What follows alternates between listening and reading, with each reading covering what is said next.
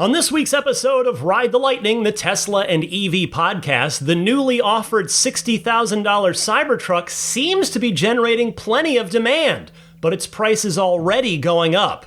Plus, Model Y's recent interior changes appear to be imminent for the Model 3, Lamborghini abandons its EV plans, and more.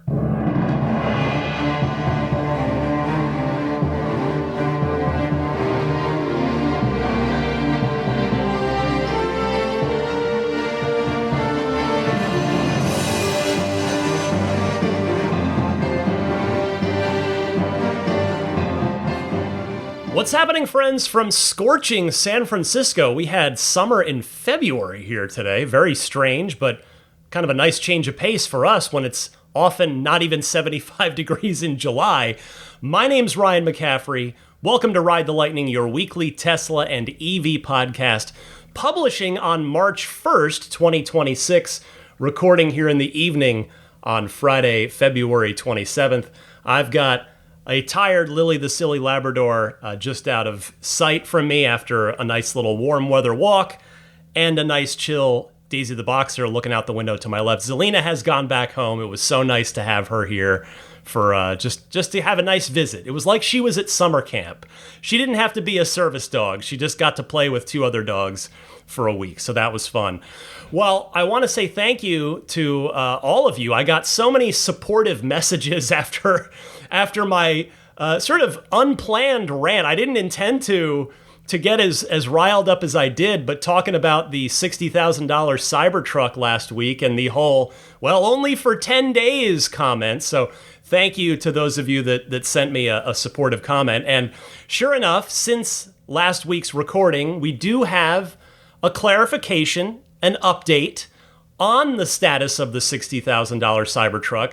And I want to caveat this before I continue a moment further, that by the time most of you hear this, this episode publishes on March 1st, the price of the $60,000 Cybertruck, the standard all-wheel drive version, will be going up on the day this episode comes out. So this is one of those rare times where the recording and publishing of this podcast just falls into a spot where it just kind of leaves me hanging out to dry a little bit. I wish I could get you the accurate information, but in any case, we'll see what happens.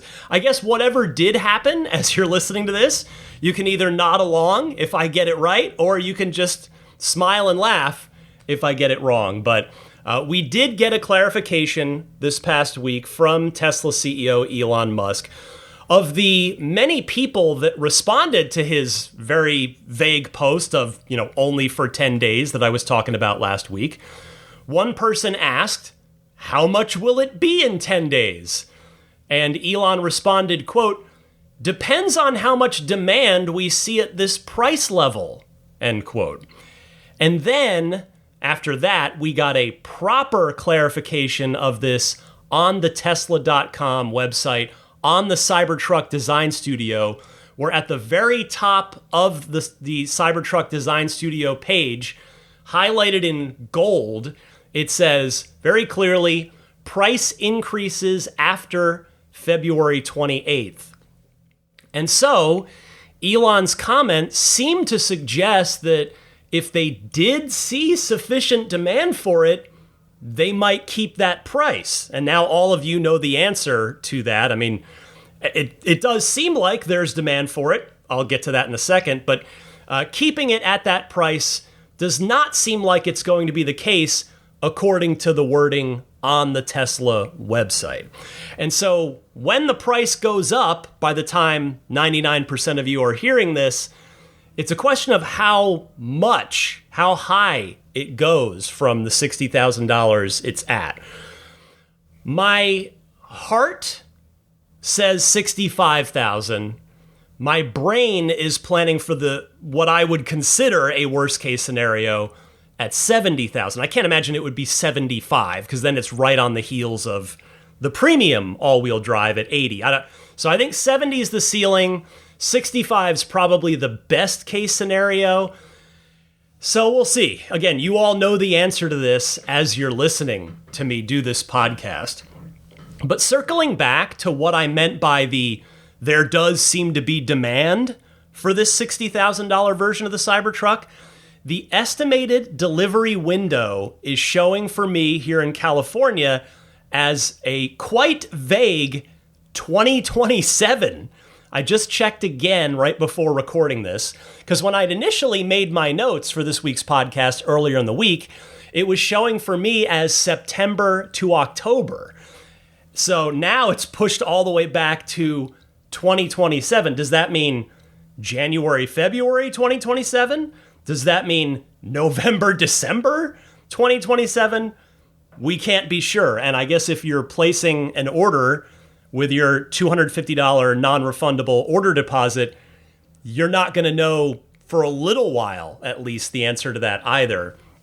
Now, this variant isn't going to start delivering at all until June.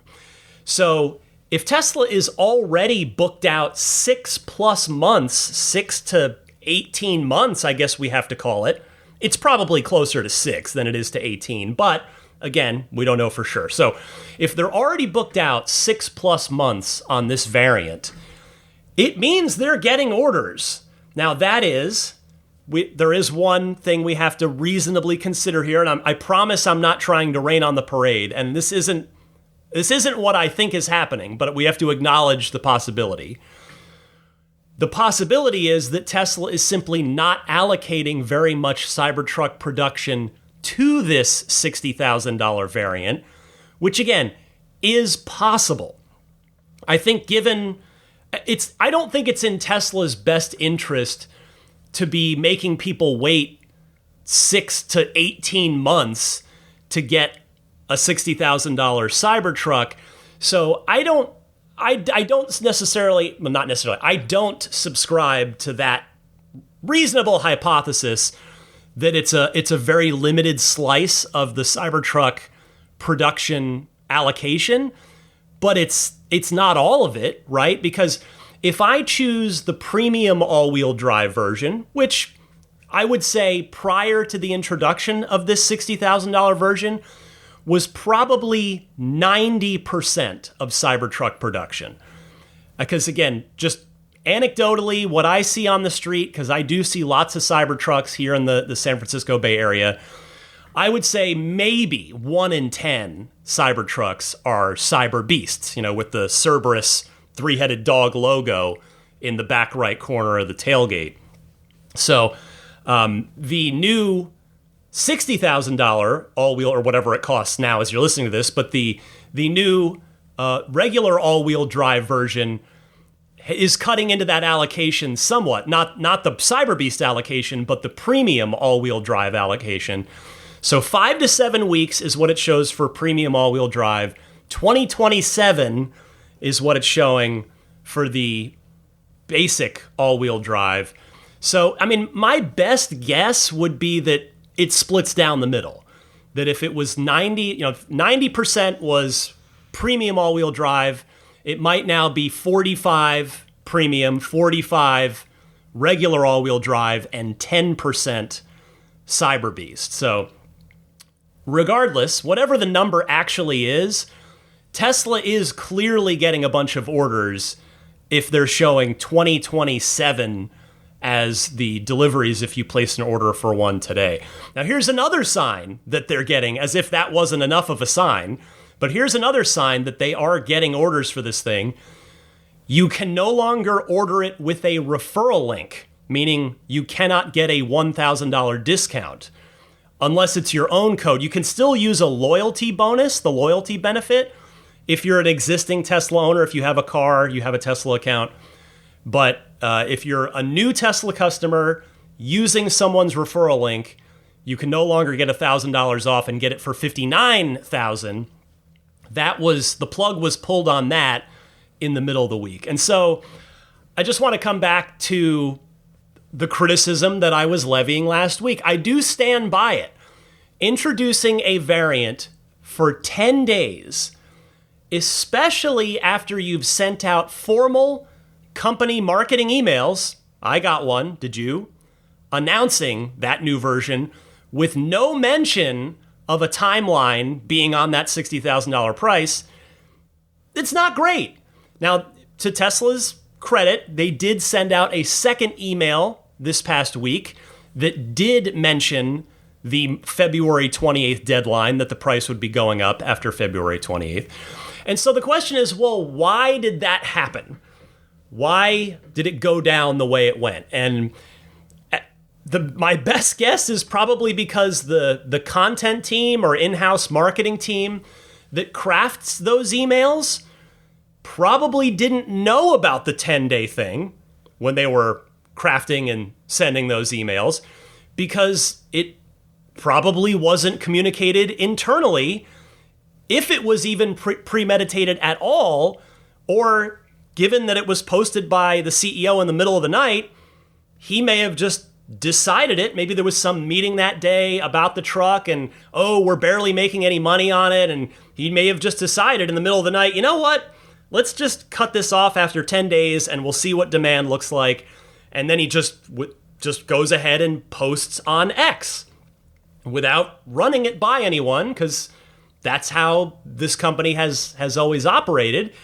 And mostly that's been a pretty good thing in terms of they're nimble, they're quick, they make moves that generally favor the customer. But in this case, again, I just feel like this really could have gone down a lot better. As I said last week, I just think it's just not fair to the Cybertruck team, who busted their tails to put together a good $60,000 version of the Cybertruck that was actually compelling, without presumably losing the company money on each unit sold. And like I said, I also don't love how you're treating customers, especially with the follow-up, because you're basically holding a figurative gun to your customer's head saying, oh, you like this $60,000 Cybertruck? Well, it sure would be a shame if it went away in 10 days if not enough of you buy it. And then it's seemingly going away anyway. I mean, most people can't make a car purchasing decision in 10 days if they weren't already planning one. A car is a huge purchase. I imagine a lot of people got that first email that Tesla sent out announcing that new $60,000 trim and thought, okay, yeah, cool. I'll be super interested in that when we're ready to buy our next new car later this year or next year or whatever. But they circle back around months later or a year later, whatever, and find that the price has gone up, possibly out of their budget range. Well, they're not going to be happy. They're going to have gotten excited about it, and then it won't be available to them. So I just, I don't love it. I'm disappointed by the way it was handled. It is what it is. Now, you could make a case here in defense of the way this has gone by saying, well, anybody could go ahead and just lock in the $60,000 right now, or as I'm recording right now, not by the time you hear this, but you could lock it in by just putting in an order with that $250 non-refundable deposit, and if your number comes up, if the time's not right for you or you change your mind, whatever, then you're out $250. But if the timing does work out for you whenever your name comes up in line in 2027 and it all works out, then you do get to take advantage of that $60,000. So, I see both sides of it. I still don't love how this went. I'm definitely less upset about it this week than I was last week. But again, I'm really curious what the price is going to be. If it's 65, again, you all know the answer to this right now as you're hearing it, but if it's 65, honestly, just being honest, as upset as I was last week, if it's 65, that's still a pretty, I think for what this truck is, the range, the performance, the utility, I went over all of it last week. I think 65 would still be pretty appealing to a lot of people. If it goes to 70, or even, I'll say this, if it's above 65, I think that's where it's going to lose a lot of the enthusiasm, a lot of the momentum that it's had for this past week plus since it was originally announced. So I hope it's no more than 65. Maybe there's even a world where it's 62.5. I feel like that's maybe unlikely. I don't know why. I have nothing to go on that but my gut. But we'll see when when you're listening to this. I'll be waiting to see. I'll wake up on Sunday morning, and the first thing I do on Sunday mornings is check to make sure that this podcast went up okay, because I schedule it in my like RSS feed, my hosting service, and then I'm at the mercy of Apple Podcasts and Spotify and all these guys to pick it up and publish it properly as scheduled through my hosting service. So that's always my first thing. It's no joke. That is the first thing I do when I wake up on Sunday morning.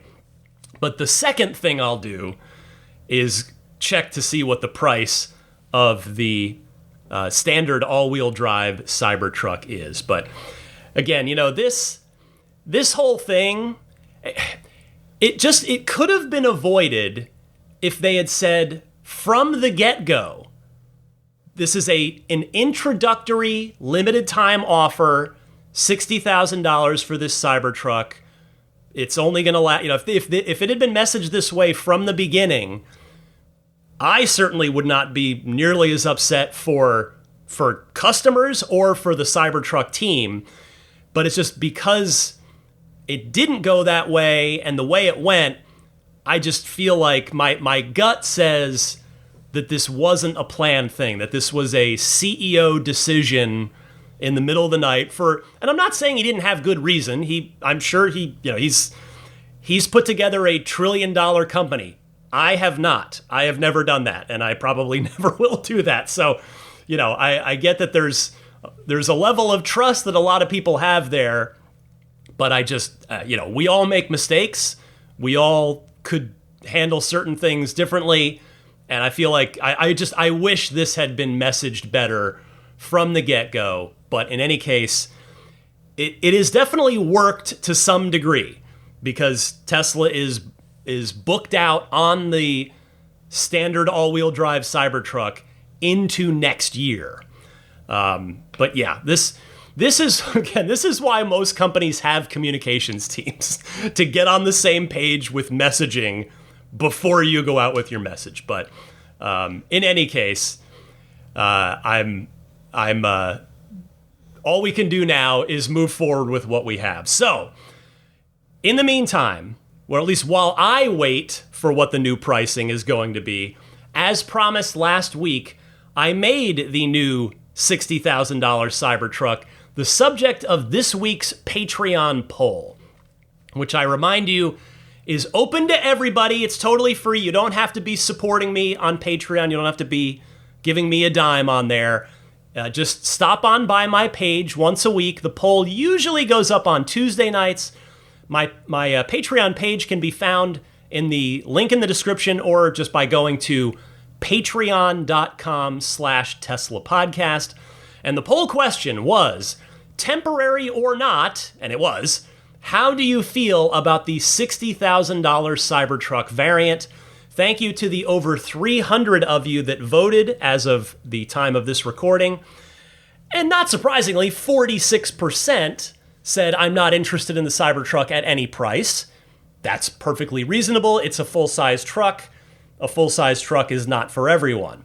However, I think what's interesting in this poll is the 31% of you that said, I would at least consider this version, whereas before I would not consider an $80,000 Cybertruck. So I thought that was pretty telling here. And then after that, it's single digits. 9% of you said, this is the right price for me. I'm ordering one, or I will eventually if it sticks around beyond 10 days. 8% of you said, great price, but the air suspension is a deal breaker for me. Understandable. And 7% of you voted $60,000 is still too expensive in my book. And something I didn't talk about last week that I think is worth mentioning real quick before I move on is that $60,000 in 2026 is basically equivalent to the $50,000 dual motor Cybertruck that was originally announced in 2019 for $50,000. And that truck was promised to be a 300-mile range. I believe, if memory is serving me correctly, I think it was 300 miles. And I forget what the 0 to 60 they said was. But basically, the short version here is, with the inflation we've seen between 2019 and 2026, the $60,000 version that they have been offering here for the last 10 days prior to whatever price it went up to, basically it is Tesla fulfilling that promise. Now, the Cyber Beast is still way past the $70,000 price point, even with inflation from 2019, and it certainly doesn't have the 500-mile range that was mentioned in 2019. But that middle truck, the $40,000 one, has not come around and might never. But that middle one, Tesla arguably just delivered it. It just took them, 7 years from the announcement, and two plus years from the beginning of production to actually get it out the door. So Tesla does deserve, I think, a lot of credit for that, because that was such a big part of the initial interest in the Cybertruck, and then the subsequent lack of demand for it when it went into production, right? So many people, including so many of you, put a reservation down, that $100 refundable reservation down for the Cybertruck, largely on the fact that they were offering either a $40,000 250-mile range truck, a $50,000 300-mile range all-wheel drive truck, or a $70,000 500-mile range, what we now know as Cyber Beast. And so the fact that they have delivered the middle one of those, which is arguably the one that, of course, the cheapest one would probably sell the most units, but in terms of features, performance, the fact that they basically have delivered on that middle one now, I don't want to let that go unnoticed. Tesla, I think, does deserve kudos for making that happen. Next up this week, the Model Y's recent interior changes appear to be imminent for the Model 3. Saw this one on Drive Tesla Canada, who wrote, "Back-end references discovered in Tesla's EU and China configurator assets by ex-user Tesla_NL_TR point to the addition of a new trim code, IN3PB, Interior 3 Premium Black. This code is tied to a black headliner and has already been mapped to 2026 Model 3 Performance and Premium VINs. Following that same trend, another upcoming addition is a new entry spotted in Tesla's electronic parts catalog called Display_16_QHD, which clearly refers to the larger 16-inch QHD display that was also recently added to the Model Y. Multiple 2026 Model 3 builds associated with this component are marked with a green dot, suggesting the hardware is already in production or imminent. At this point, none of these changes have been officially announced by Tesla. The references were discovered within Europe and China configurator assets and back-end systems, but they have not yet appeared in public ordering pages. Well, this should certainly surprise no one, at least none of you listening to this. This is clearly going to be one of the differentiators between the the rear-wheel drive and premium versions of both the 3 and the Y. With the Y already getting this, it's inevitable that the 3 would follow suit, and probably sooner rather than later, which is exactly what appears to be happening. I'm sure I said as much here at the time, but I do really like the black interior. I think it looks better personally. I just think black headliner will look more premium to most people, and I did a Patreon poll on it back when the story broke about the Model Y switching over to black headliner, and the plurality of responders in that poll did feel the same way. So yes, I do think this will happen quite soon. It just makes too much sense from a supplier perspective, right? If you look at it from Tesla's point of view, you want to have the Y and the 3 headliner material be mostly all one color and not a bunch of one color and a bunch of the other color.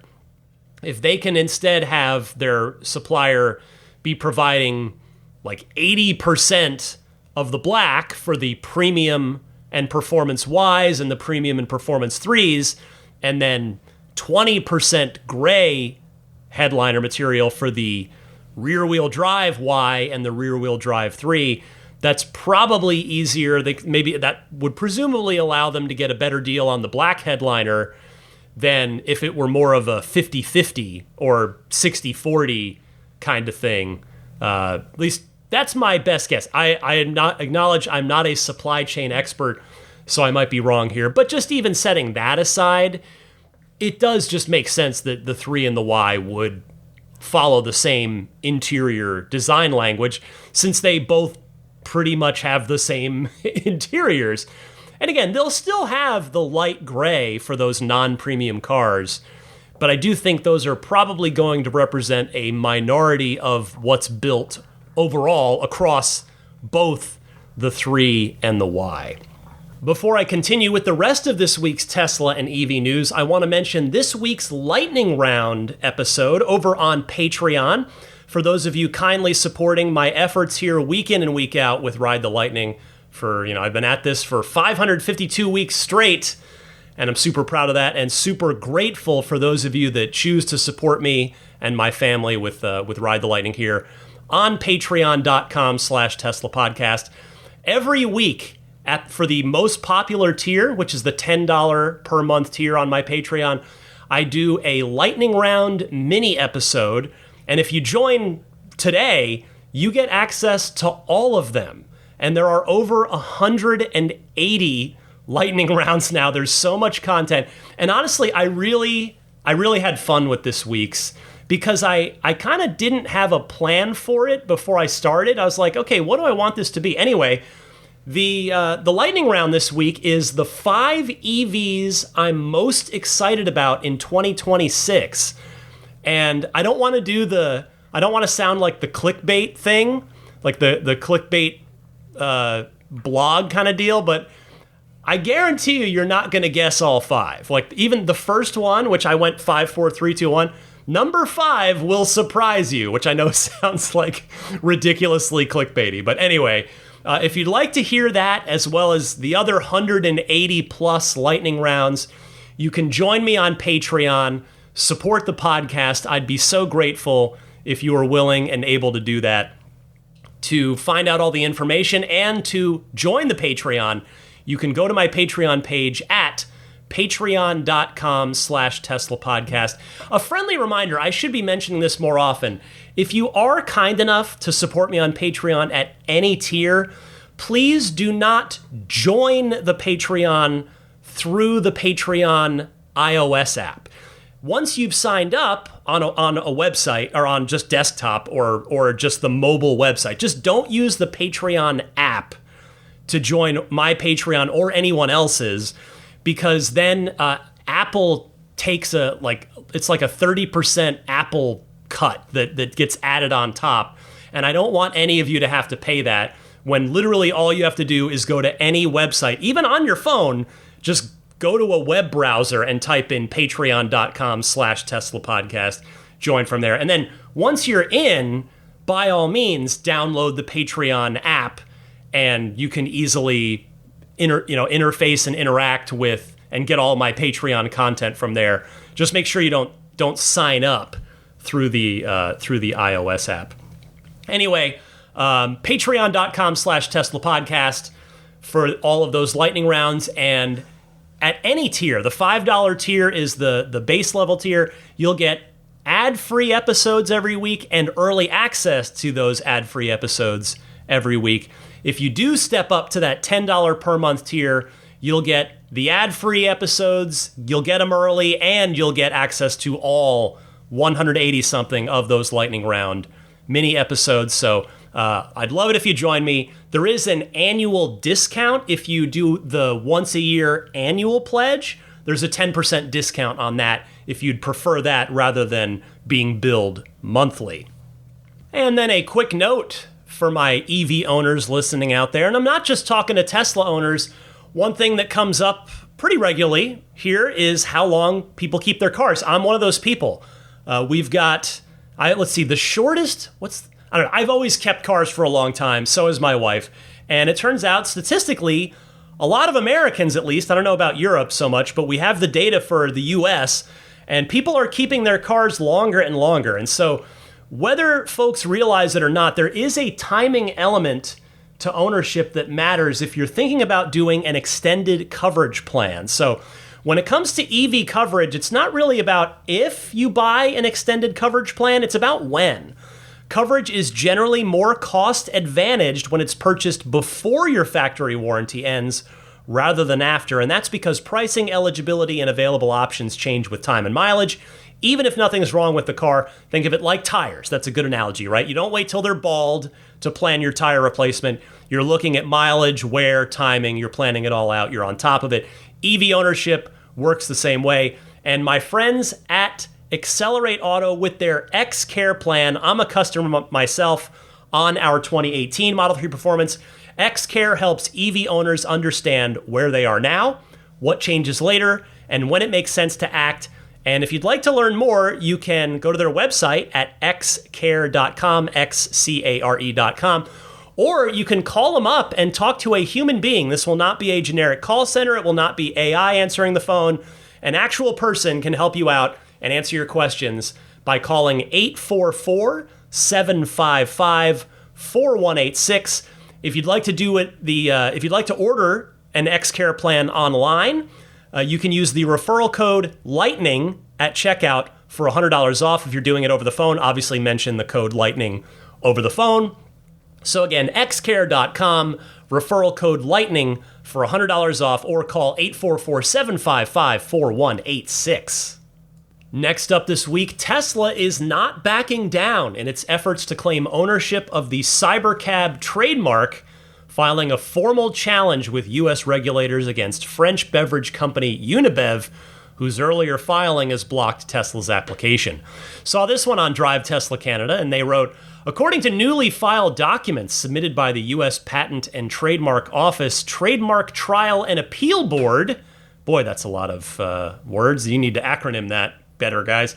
Obtained by Electric, Tesla's filed a detailed opposition against Unibev, accusing the company of fraud, bad faith filings, and attempting to capitalize on Tesla's growing portfolio of cyber-branded products. The dispute arises from a complicated trademark timeline that's been unfolding for months. Tesla publicly revealed the Cybercab during its We Robot event in October 2024. However, Unibev had already filed for the name in France earlier in 2024 and later submitted a U.S. application on October 28, 2024, before Tesla filed its own paperwork in November. Under trademark law, earlier filings often carry significant legal weight, which previously resulted in Tesla's application being suspended while the competing claim remained active. In its February 18, 2026 opposition filing, Tesla outlines 5 separate legal arguments challenging Unibev's claim to the name. Tesla alleges the beverage company falsely told the U.S. Patent and Trade Office that no other companies were using similar Cybercab branding for related products. The automaker argues that claim could not have been accurate given the extensive publicity surrounding the Cybercab reveal 2 weeks earlier. The company also questions whether Unibev ever had legitimate plans to produce vehicles or transportation services covered under the trademark classes it applied for. Tesla says the filing fits a common trademark squatting strategy, registering high-profile product names outside a company's core business in hopes of later negotiating a payout. Tesla's filing also points to connections suggesting awareness of the automaker's branding, noting Unibev's principal follows Elon Musk and other Musk family accounts along with SpaceX on social media. Well, thank you to Drive Tesla Canada there. I must preface this by saying that I am certainly no lawyer or judge. But based on what Tesla's filing points out, it would sure seem like Tesla might have a real case here, at least using the barometer of common sense, which is all I can really apply since I don't have the legal knowledge. If any lawyers out there do want to reach out and tell me how long something like this typically takes to reach a resolution, one way or the other, whether it's going to go Tesla's way or not, I would appreciate it, because that's the part I'm really curious about. I mean, I'm curious about the result, the ruling, if Tesla will be granted the Cybercab trademark or not. But I'm curious, is this a situation that's going to linger for months and months? Because Cybercab is supposed to basically be released, like officially launched, in about 6 to 8 weeks from now. So that's coming up pretty quickly. So I don't know if this is going to be a months and months legal hassle or something that would be wrapped up in weeks. Either way, I will keep you posted on this, because it will be mighty big news if Tesla ends up unable to use Cybercab because a beverage company beat them to the trademark filing. Now, as I had said in this initial story, it does seem like, and again, any legal experts, any lawyers out there can please correct me if I'm wrong on this, but the fact that Tesla waited until well after the public unveiling of the car at the We Robot event, that seems like a misstep on Tesla's part.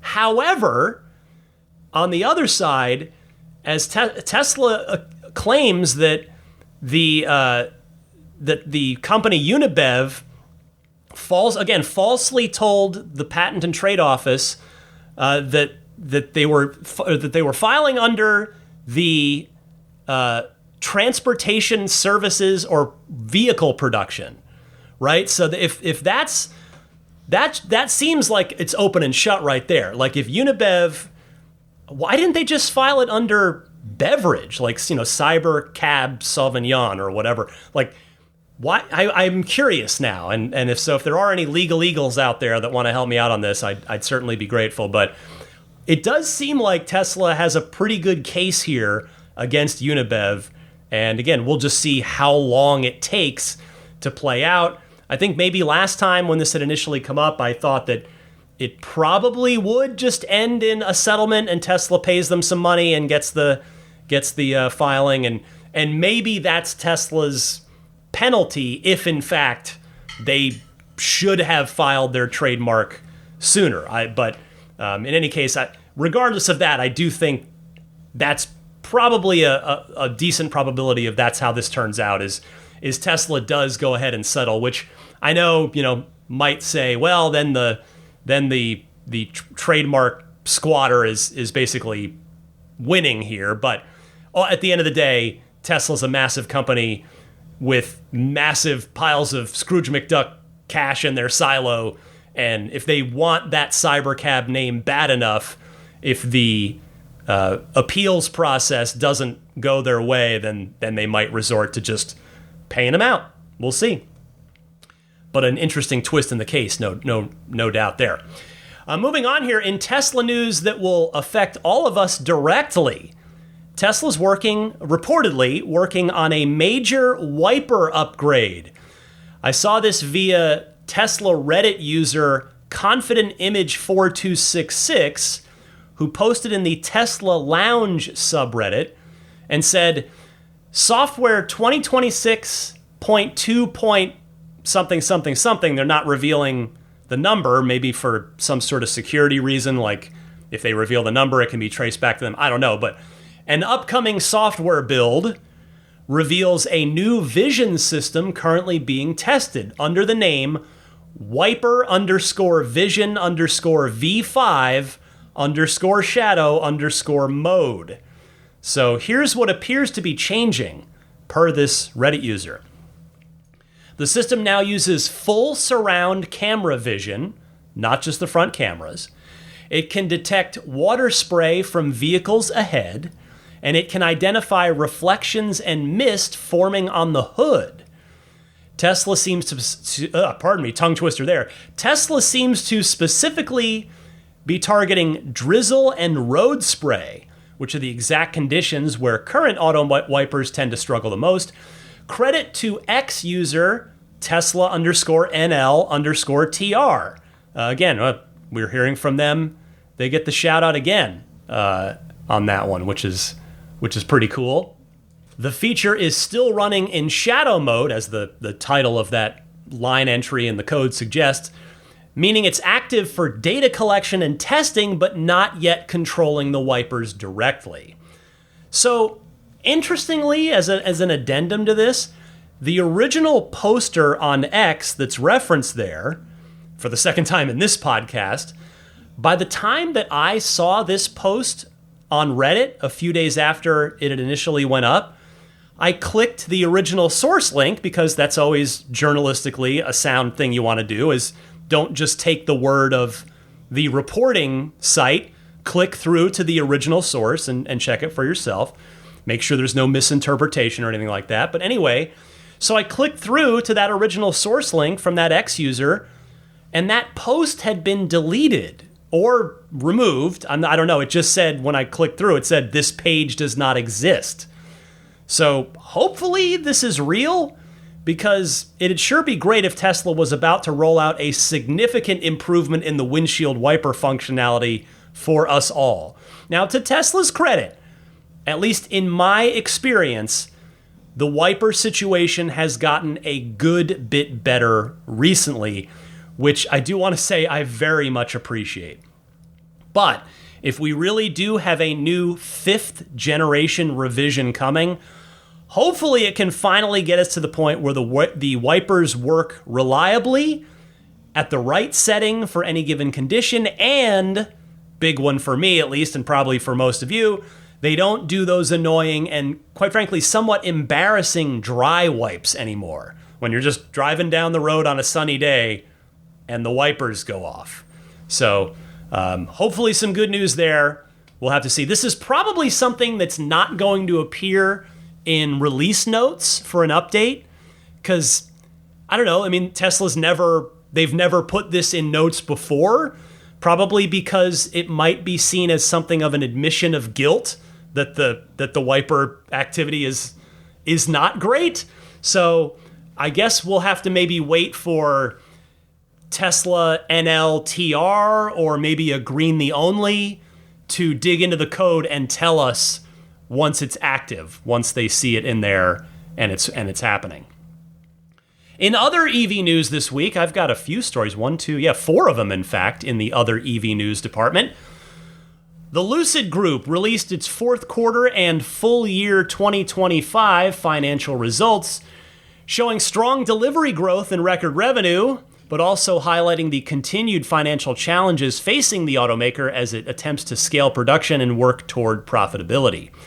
Another tip of the cap to Drive Tesla Canada, who reported in 2026, Lucid expects a significant increase in output, issuing production guidance of 25,000 to 27,000 vehicles, potentially more than 50% higher than its revised 2025 production total of 17,840 units.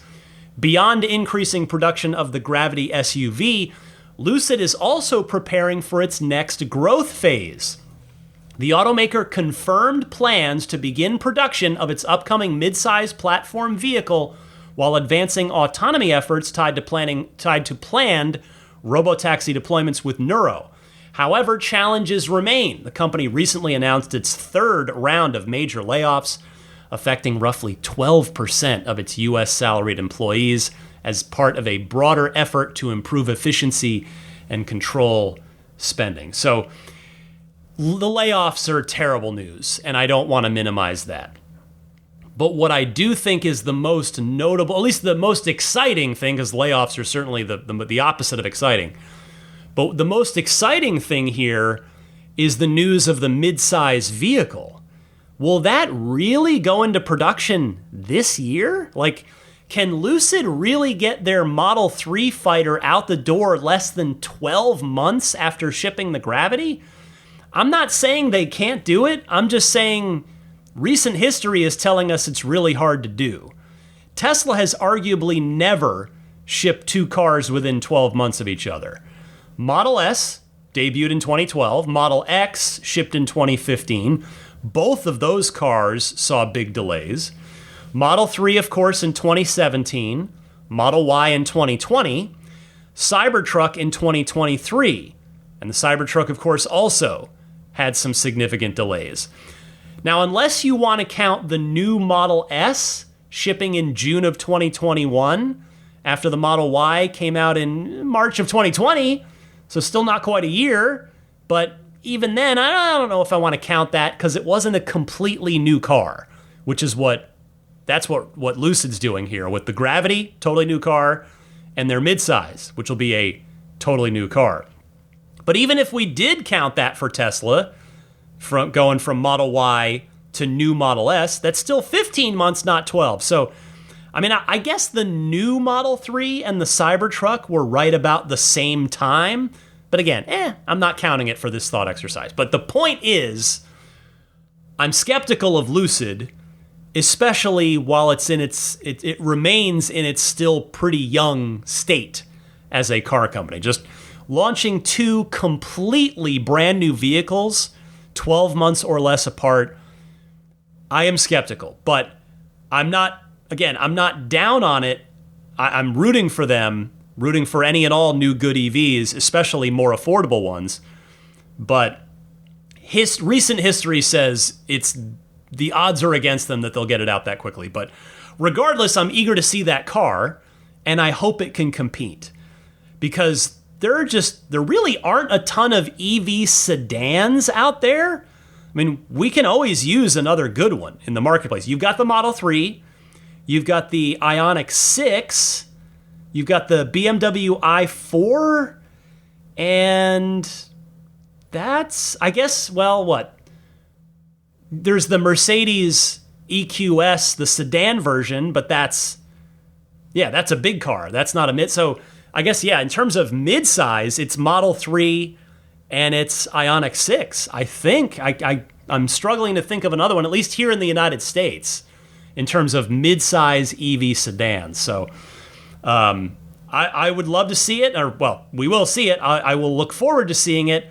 I know that SUVs are the thing that the market wants, but I've always been more of a sedan guy, so I'm looking forward to seeing what Lucid reveals. Next up this week, Lamborghini has abandoned its EV plans. I saw this one on Inside EVs, who wrote, Lamborghini is all about the drama of noisy combustion engines, but we weren't surprised when it unveiled a pure EV with plans for production since, like all car makers in Europe, it faced a 2035-year gas engine ban. However, with the ban postponed, it turns out it's not going to happen after all, since the manufacturer isn't willing to invest in producing a vehicle that it's not sure will sell. Lamborghini CEO Stefan Winkelmann recently talked to the Sunday Times, saying it would be, quote, financially irresponsible for the company to invest heavily in the development of a pure EV when interest in such a model is, quote, close to zero. But is that so? The electric vehicle in question should have been the production version of the Lanzador EV revealed in August of 2023 at the Pebble Beach Concours d'Elegance. It would likely have undergone changes during its transition from concept to production, but it would have remained a high-riding SUV-like 2+2 coupe Grand Tourer with an electric motor powering each axle, delivering a combined output of over 1,360 horsepower. The original plan was to launch the Lanzador in 2028 or 2029 as a pure electric vehicle. The model could still arrive, though, with plug-in hybrid power instead. We will see an increasing number of performance plug-in hybrids as we get closer to 2035, when automakers must cut their CO2 emissions by 90% relative to 2021. Lamborghini also has no intention of building a larger electric SUV, but it already offers an Urus, I think that's how you say that, the URUS, their SUV, the Urus P8 plug-in hybrid electric vehicle with 789 horsepower and up to 37 miles of pure electric range. Well, this is a bummer. And for me, it only makes me root for Ferrari's Luce that I've been talking about recently more than I already was, since if the Luce is a success, perhaps it will inspire their longtime rivals, Lamborghini, to go ahead and take another crack at getting into the EV game.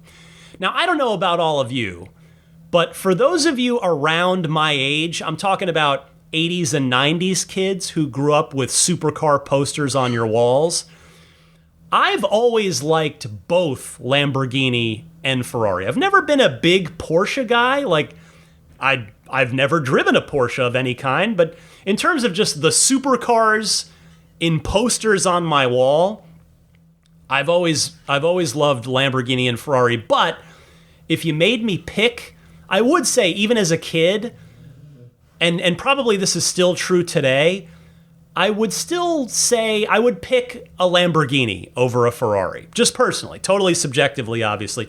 Nothing against Ferrari, but I've just always loved the aggressive fighter jet-like wedge designs of the Lamborghinis. I mean, when I was a kid, I definitely had a poster of the Lamborghini Countach on my wall when I was fairly young, and then later I had a Lamborghini Diablo poster on the wall. And I will say, I was always obsessed with the scissor doors, too, that Lambos had, because Ferrari always had regular doors, and it just wasn't as cool.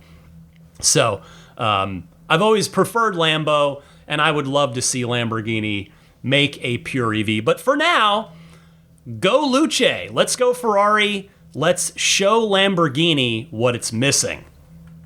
Next, in other EV news, Rivian is planning to scale its service infrastructure as more of its electric trucks and SUVs hit the road, announcing a significant expansion aimed at improving ownership experience ahead of the highly anticipated launch of the R2.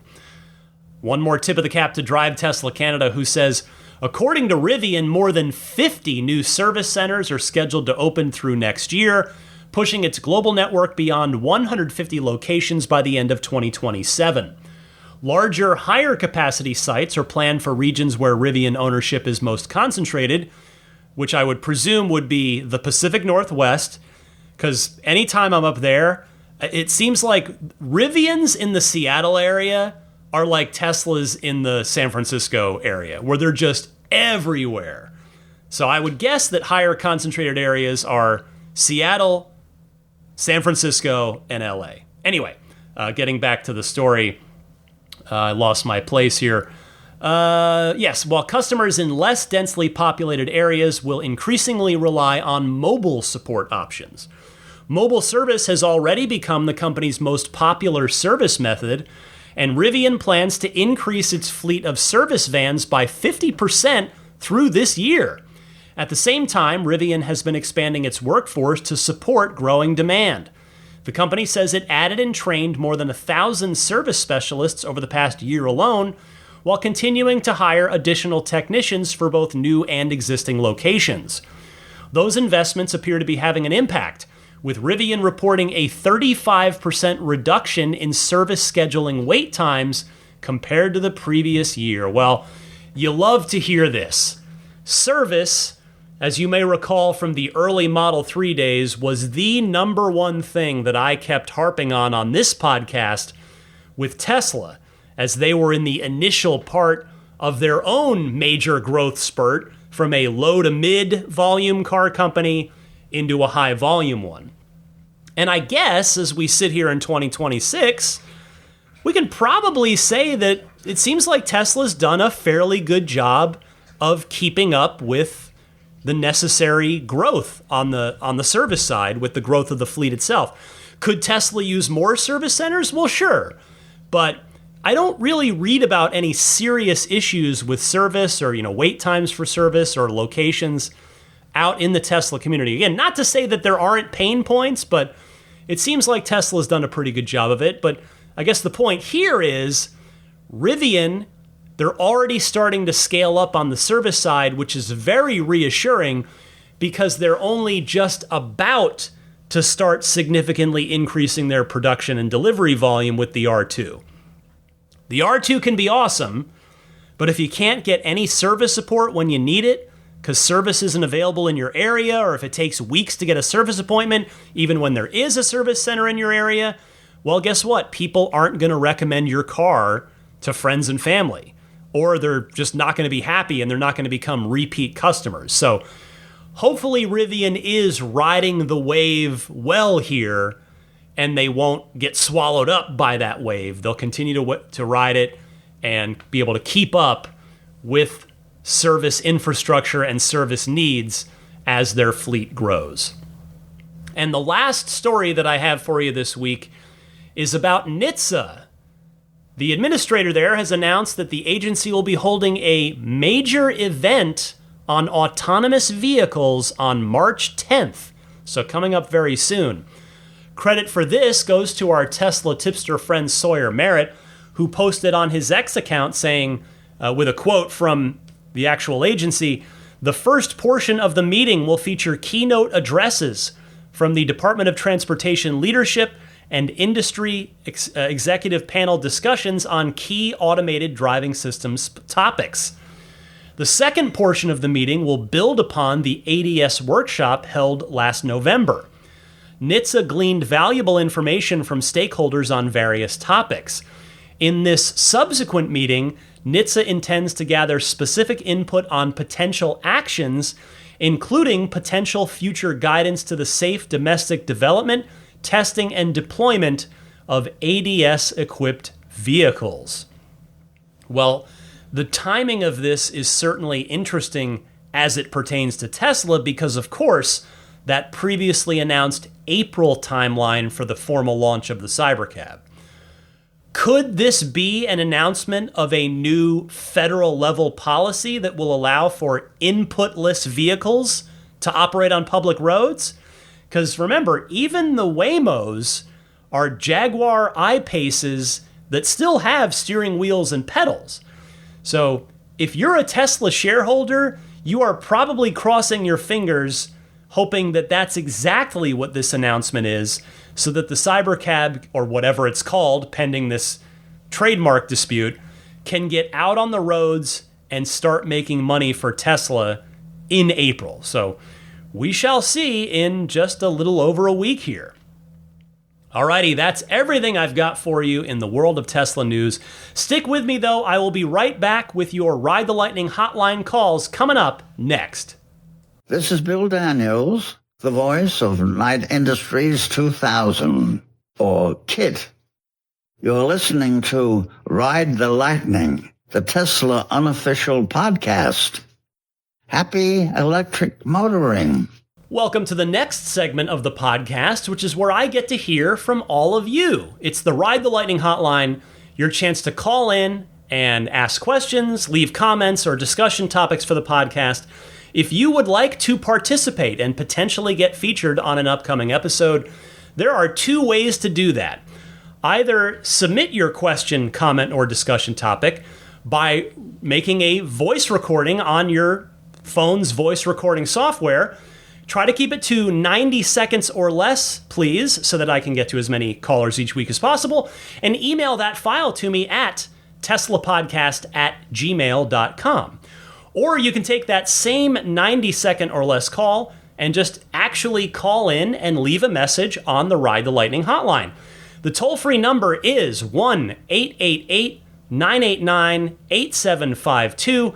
That number again, 1-888-989-TSLA. And if you know someone special out there with an upcoming birthday, anniversary, graduation, or some other special occasion, you can give them a unique gift of recorded voices from friends and family telling them why they're special. The recordings can be podcasted or put onto a keepsake. If you'd like to learn more, visit lifeonrecord.com.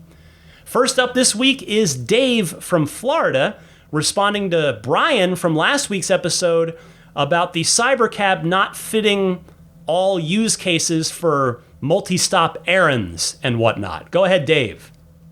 Hey Ryan, Dave from New Smyrna Beach, Florida. Hey, just responding quickly to Brian's call on episode 551 about how the Cybercab really doesn't fit certain use cases. And as you mentioned, a higher option certainly sounds like a great idea, so much per hour or so much per hour plus a small amount per mile, something like that. would solve that the expedition type of a shopping experience where you're going from one store to the other. And I think that's a perfectly reasonable request to make. Second, waiting for arrival. If you're waiting 15 minutes for a cab to arrive, what if you simply integrate calendar functionality with it so that you can have a checkbox in your calendar that says, I need transportation for this. And it would automatically route a request to Tesla or to Uber that says, I need transportation from here to there, and I'm leaving at this time. And the service level would be, the ride would arrive 10 to 15 minutes prior to your necessary departure time, give you time to get in and get everything set up. And especially with the Cybercab, there's really no cost to sitting around, maybe a nominal cost, and then it gets you there and you're off and on your way. So that could be from appointment to appointment, et cetera, depending on availability in your area. Just my thoughts. Take care. Thank you for this call, Dave. I do love this idea. Our cars already integrate with our calendars, if we allow them to, and actually I do because I find it super useful when my car already has the destination loaded in the nav because it's pulled from the appointment on my calendar. So presumably it would be relatively trivial to add it to the Robotaxi app and Robotaxi experience. I think your suggestion's great. I am happy to co-sign it and try to help speak it into existence. Thanks so much, Dave. Next up this week is Mel from North Carolina. Hey, Ryan, this is Mel from Fayetteville, North Carolina.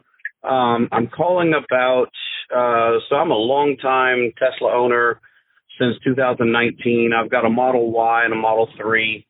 But currently here, over the past couple of months or so, I don't know what I pressed or if everyone else is having this problem, but when I go to unlock my door, the passengers cannot get in unless I open up the driver's side door.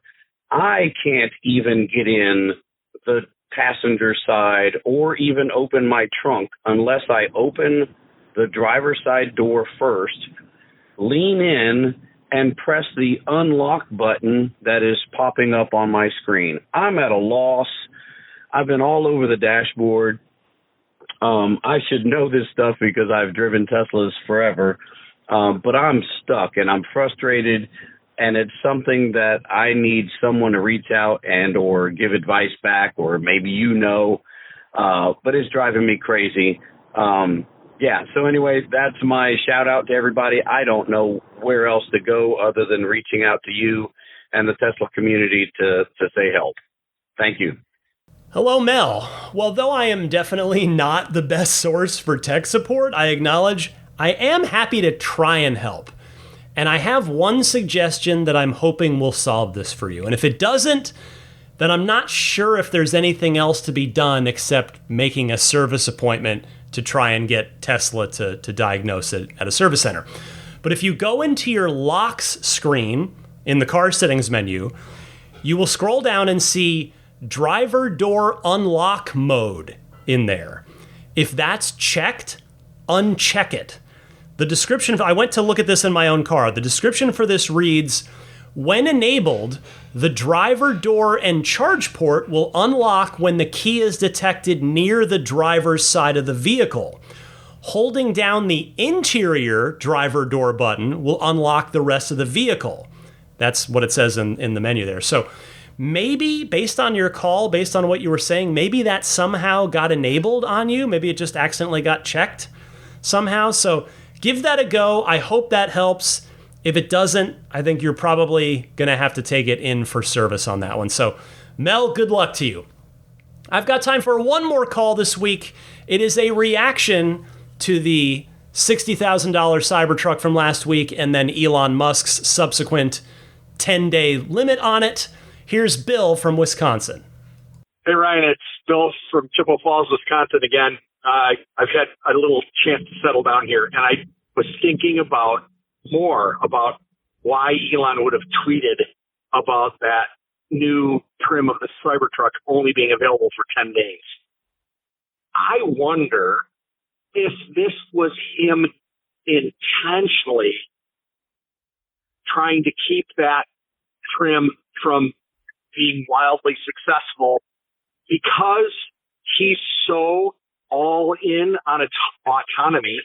And as he said in the recent earnings call, they want to start selling Cybertrucks with no steering wheel or pedals for cargo delivery. Maybe he's trying to submarine his own product so he can say, see, we need to start making them as an autonomous only option. I would hate that, but maybe that's where he's going with this. Just spitballing. See ya. Well, Bill, I am absolutely here for conspiracy theories, but while I'd love to put my tinfoil hat on for this one, I would have to think that if that were really the case, Tesla never would have offered this $60,000 version in the first place. Again, I guess we'll have to wait and see until, well, in my case, next week's episode to see what the new price is, or if by some miracle the price doesn't go up and the demand is strong and per Elon's tweet, it stays at $60,000. But we shall see. You'll know when you hear this, but I'm looking forward to finding out. Bill, thanks as always for your call. I do appreciate it. And thank you to everybody that kindly took the time to call in this week. I promise I will get to more of your Ride the Lightning hotline calls on next week's episode. And with that, we move along to what's going on with me and my car. I call this segment The Soul of Adventure. My car is clean, ready to rock. I will say I'm continuing to stay vigilant with FSD usage in the new car, in the AI4 car. I'm up to 98.3% FSD usage, which means, because I've seen this already from keeping an eye on it, when it gets to 98.5, it will round up and show 99%. So I've still got some driving to do, but this weekend, if it goes well with FSD, could roll me up to 99% FSD usage. So I'm just happy to have it clean because we're supposed to have beautiful weather this weekend. I do need to clean my wife's car, the 2018, the Spirit of Adventure. That's got to get clean this weekend. But the weather should cooperate for it. So I always enjoy that. Again, I've said this 100 times, but I can't explain it. I just find the act of cleaning the cars cathartic in some way. It just makes me happy to do it. So I'm always happy to do it. And this is the weekend for one of them. An entertainment recommendation for you this week. This one is for adults only, not in any sort of, not in the way you're thinking, but it's a video game. It is rated M for mature. New release this week. Huge new release. Biggest game of the year so far. Resident Evil Requiem.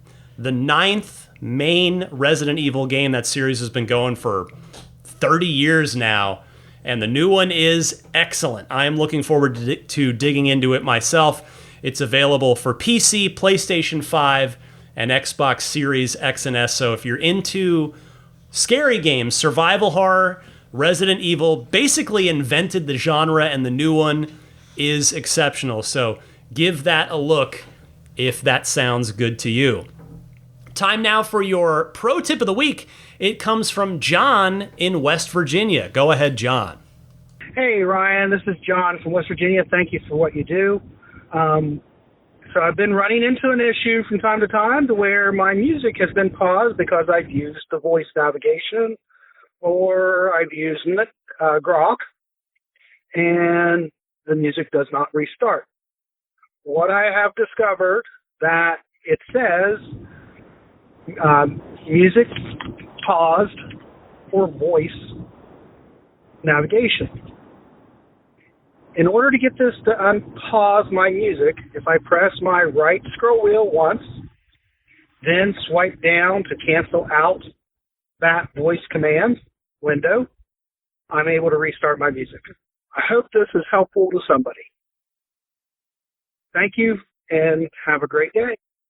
Oh, this one is super handy here. Thank you so much, John. This is quite useful. Always love tips. It doesn't matter, big or small, any pro tip is useful, right? If it makes your Tesla or EV experience even 1% better, then it's a worthwhile pro tip. Thank you very much, John. Appreciate you calling in with that. And a reminder, if anybody else out there has a good Tesla or EV pro tip of the week that you'd like to share with me and your fellow Tesla and EV owners and enthusiasts, I would love for you to call in with it, and you might potentially be featured on an upcoming episode. Now, I only play one pro tip a week by design, so I promise, though, I will eventually get to your pro tip of the week if you send one in. So how do you do it? Just send it in like you would a regular Ride the Lightning hotline call, which I gave you the 2 easy call-in methods for that just a little while ago, so refer back there. Let me mention a few friends of Ride the Lightning that can hopefully be useful to you here, and then I promise I will bid you farewell for the week. I'll start with RPM Tesla. They offer over 1,400 Tesla products that ensure compatibility with Tesla warranties and safety systems. They design their stuff in-house, including their steering wheel upgrades, dashboards, spoilers, and full carbon fiber body kits. You can buy with confidence. Unlike some of their competitors, RPM does not charge restocking fees or require customers to pay for return shipping if you're dissatisfied with the product. Their product return rate is less than 3%, allowing them to offer free returns, 0 restocking fees, and lifetime warranties. RPM believes selling high-quality products and standing behind them fosters brand loyalty. They also have over 600 DIY installation videos on YouTube and Vimeo, so installing their products is simple and very detailed for all Tesla owners. Visit rpmtesla.com and use the promo code RPMRTL for an additional 5 to 10% off your next order. Yes, this will be combined with their current discounted sales prices. This exclusive promotion is only available here on RTL. So again, that's rpmtesla.com, promo code RPMRTL. AbstractOcean.com. So many great aftermarket accessories, lots of useful stuff, plenty of fun stuff too. It's a nice mix of practical, useful things, and also fun things. Whether you've got, well, really any of the Teslas, whether it's an S3, XY, or Cybertruck, or even the Rivians as well. They've got products for those. Everything from lighting kits for the inside and outside of the car. They've got the puddle lights. They've got the custom fit tempered glass, Gorilla Glass screen protectors for all of those vehicles that I just mentioned, all the Teslas and the Rivians. Just so much stuff. I encourage you, if you've never taken a look on their website before, you listen to this part of the podcast and maybe you've just heard it enough where you're like, yeah, okay, yeah, that's fine. Just give it a quick, just trust me, just take a pause right now on the podcast.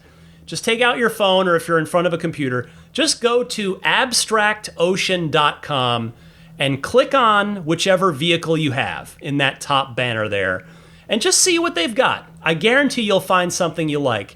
And if and when you do, put it in your online shopping cart, and when you get to checkout, use the coupon code RTLPodcast to get 15% off of your first order. That coupon code again is RTLPodcast, all one word, no spaces. The Infinity Shield is the ultimate garage door opening and closing sensor.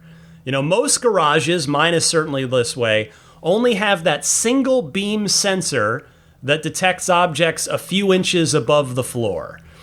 This becomes a leading cause of damaged car hatches, bumpers, roof glass in my case, and garage doors as well.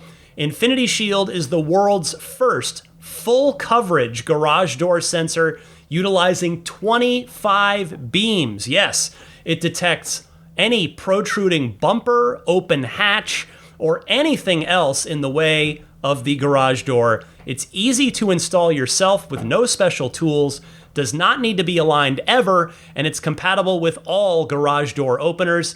It's really a heck of a piece of engineering. Get yours at infinity-shield.com and use promo code RTL at checkout for a $35 discount. Again, that's infinity-shield.com, promo code RTL at checkout for that $35 discount. The snap plate, that's the one I recommend if you either want or are legally required to have a front license plate on your vehicle. go to everyamp.com/RTL. And from there, you're going to choose which vehicle you have. And from there, you're going to choose either the snap plate, which is safety optimized with breakaway features to sacrifice itself in a worst case scenario, like a parking accident.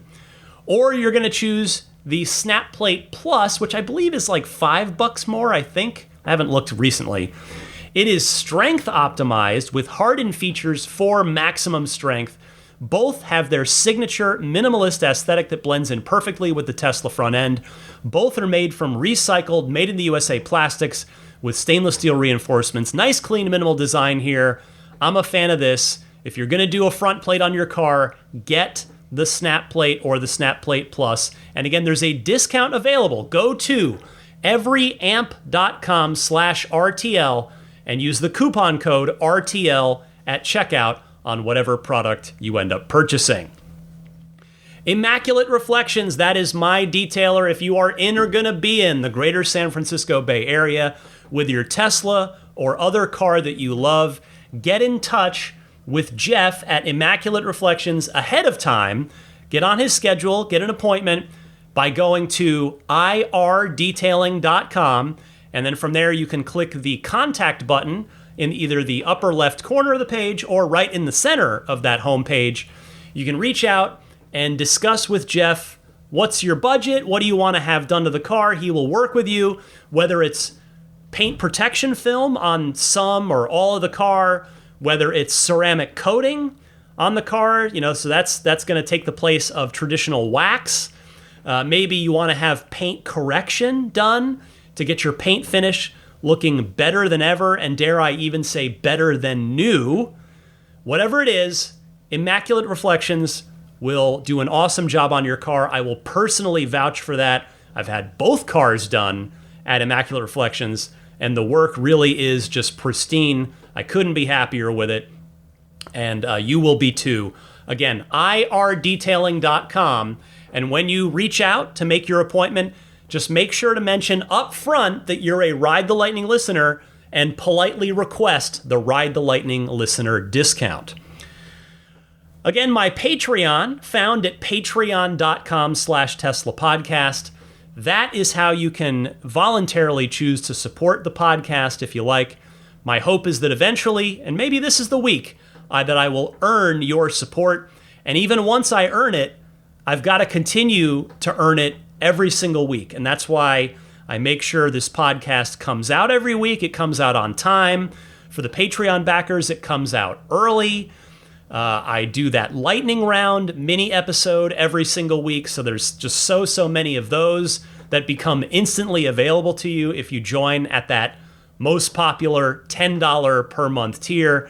All the tiers, all the information, it's all there at patreon.com/Tesla podcast, or click the link in the episode description. We also have a really nice, lively community there too. There's a sort of chat channel, like a kind of like a Discord of sorts in there. There's where everybody just kind of keeps an open dialogue. It's the chats, the group chat in the open Tesla discussion chat.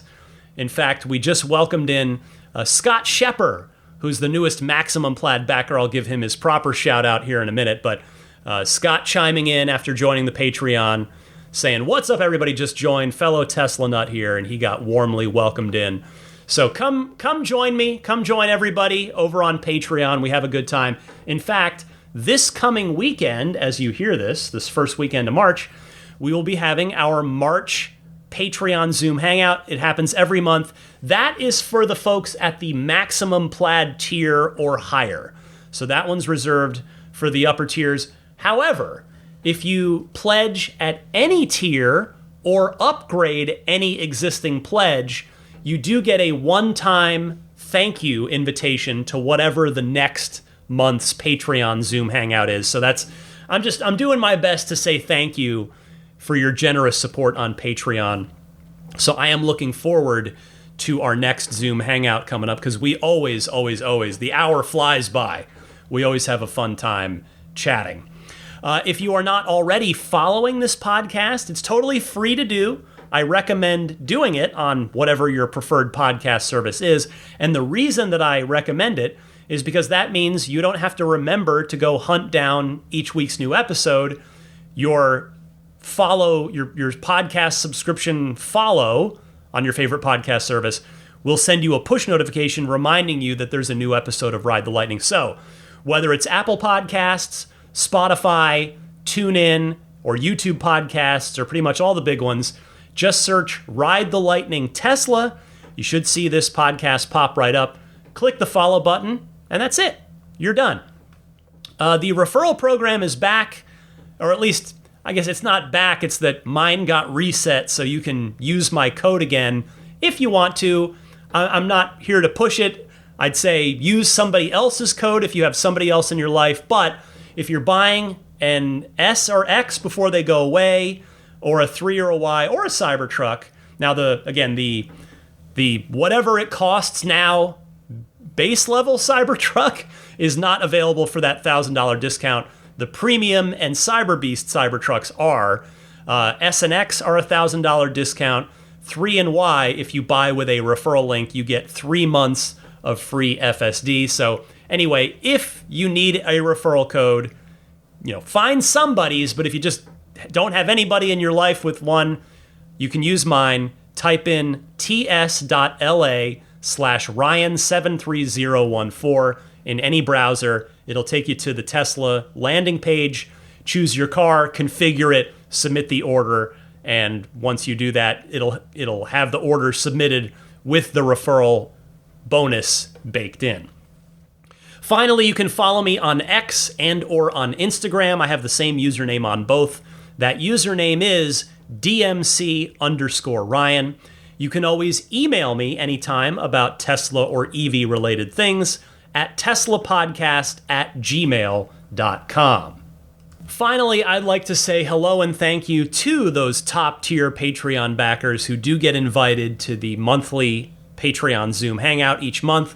Looking forward to seeing and chatting with a whole bunch of you. I'll start with the Maximum Plaid tier and that newest Maximum Plaid backer, Scott Shepard. Scott, welcome. Thank you so much for your generosity and your support on Patreon. I hope to see you at this weekend's Patreon Zoom Hangout. And a big thank you and hello goes out to the rest of the Maximum Plaid backers. They are Jonathan Wales, Cameron Clark, Daniel Grummer, Seth Capello, the Galpin family, Ryan from New York City, Darren Nickel, Kaz Barnes, Patrick Wisniewski, Todd Badger, Joe Edgel, Kevin Yank, the Tesla Owners Club of San Joaquin Valley, Will Stedman, Jeremy Harris, Chris Beach, Tom Mills, Corey O'Donnell, Aaron, John Cody, Joel Sapp, Paul Casarino, Chris Osborne, KB, Adam Lavoie, Jason Chalukas, Travis Krenzel, Bruce Otterstein, Tom Behan, Josh Pennington, John from Cream Ridge, New Jersey, Dustin Hart, Derek Finley, Charles Clement, Damon Klein, Jeff Brown, Jerry Slinger, Kenneth Corbett, Brian Bertoglio, Kim Bay, Troy Sievers, Chip Hooper, Matt Chinander, Robert Moran, Rav, Christopher Mann, Michael Williams, and Eric Harbert. Next up, the Roadster in Space tier backers, who on top of everything else get a one-on-one hangout with me each month if they elect to utilize it, and it's always fun to talk to these folks. Big thank you to Pete White, Lyle Austin, Steve Radspinner, Fernando Cordero, Lawton from Chicago, Sean Neidig, Neil Weaver, Jackson Wallace, Rolf and Jennifer Evers, Howard Anthony Smith, Victoria Iacovetto, Tesla Hitchhiker 42, Kara Weston, Robert from near Philly, American Home Contractors, Doug Carey, Michael Gallo, and Tony Figueroa. And finally, the grandfathered in Plaid level supporters. Big thank you and hello to George Cassiopo, Logan Willis, Peter Chalet, Eric Randolph, Dory and Steve Guberman, the Tesla Owners Club of Taiwan, Ron Lee, Charlie Gillespie, Jeff Angwin, Chase Cabanillas, the Lydia family, Aaron Altschul, Jared Brown, Jamie Dalton, Mike and Barbara from Louisville, Matt Nixon, the Tesla Owners Club of Wisconsin, Ish, not Elon Musk in quotes, Peter, and the Bear Boys of Colorado. And that will wrap it up for episode 552 of Ride the Lightning, your weekly Tesla and EV podcast. This was a fun one for me. Hopefully you enjoyed it. Thank you so much for your time, your attention, your enthusiasm, your support in whatever way you're giving it, whether it's on Patreon or just by listening each and every week. I do appreciate you all. I don't take any of you for granted because, when I started this thing, I was pretty much just talking to nobody. I was talking to myself, and I just put it out there, and I kept putting it out there week after week and tried to keep getting better, and slowly over time, an audience built up. And so I'm so grateful. I know, again, I don't take it for granted. I could lose you all tomorrow if I don't put out my best effort week in and week out. So thank you to all of you. Super appreciate everything. And with that, I will bid you adieu saying happy electric motoring, and I'll see you back here next week.